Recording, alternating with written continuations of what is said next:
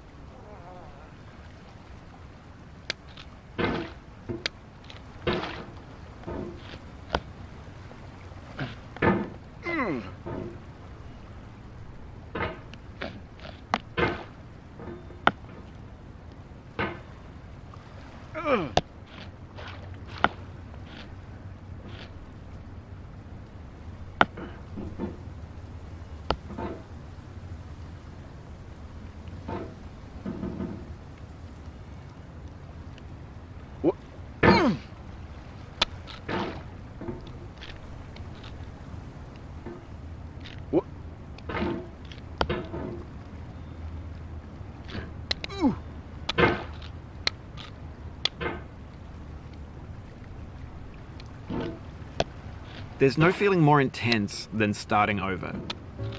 If you deleted your homework the day before it was due, as I have, or if you left your wallet at home and you have to go back after spending an hour in the commute.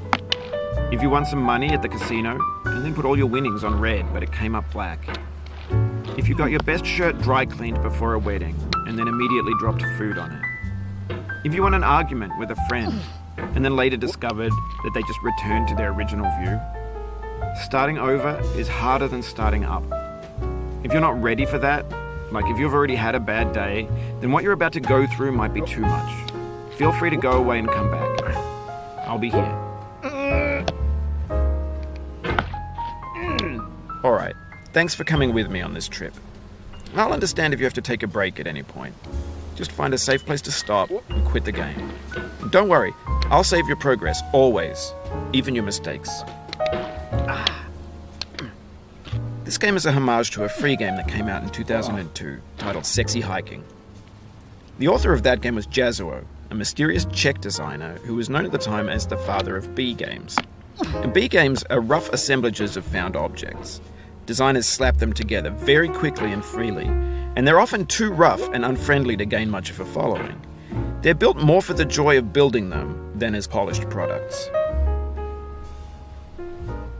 In a certain way, Sexy Hiking is the perfect embodiment of a B game. It's built almost entirely out of found and recycled parts, and it's one of the most unusual and unfriendly games of its time. In it, your task is simply to drag yourself up a mountain with a hammer. And that act of climbing, in the digital world or in real life, has certain essential properties that give the game its flavor. No amount of forward progress is guaranteed. Some cliffs are too sheer or too slippery. And the player is constantly, unremittingly in danger of falling and losing everything. Anyway, when you start Sexy Hiking, you're standing next to this dead tree that blocks the way to the entire rest of the game. It might take you an hour to get over that tree, and a lot of people never got past it. You prod and you poke at it, exploring the limits of your reach and your strength, trying to find a way up and over. And there's a sense of truth in that lack of compromise. Most obstacles in video game worlds are fake. You can be completely confident in your ability to get through them once you have the correct method or the correct equipment or just by spending enough time. In that sense, every pixelated obstacle in Sexy Hiking is real. The obstacles in Sexy Hiking are unyielding, and that makes the game uniquely frustrating. But I'm not sure Jazuo intended to make a frustrating game.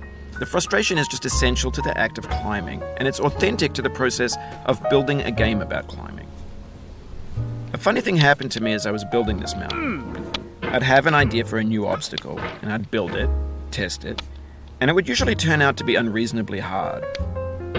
But I couldn't bring myself to make it easier. It already felt like my inability to get past the new obstacle was my fault as a player rather than as a builder. Imaginary mountains build themselves. 20 minutes later.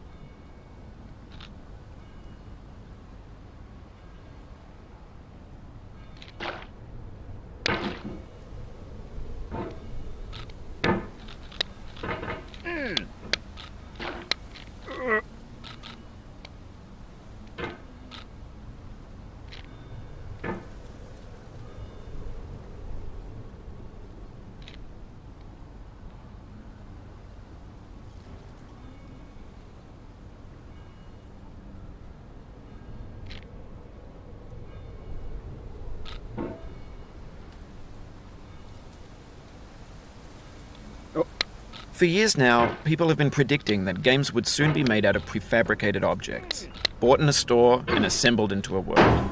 And for the most part, that hasn't happened, because the objects in the stores are trash. I don't mean they look bad or that they're badly made, although a lot of them are. I mean they're trash in the way that food becomes trash as soon as you put it in the sink. Things are made to be consumed and used in a certain context, and once the moment is gone, they transform into garbage. A few minutes later. In the gut.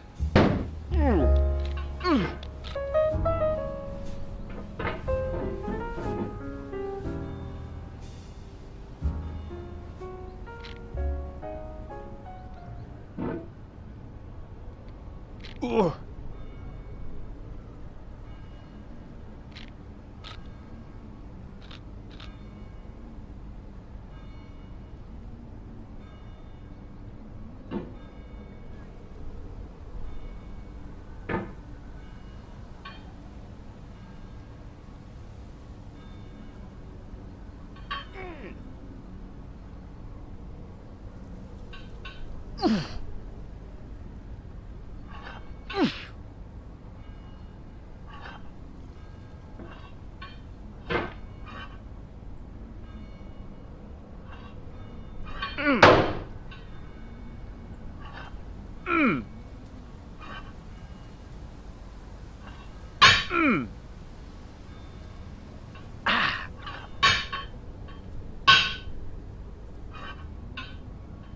Maybe this is what digital culture is.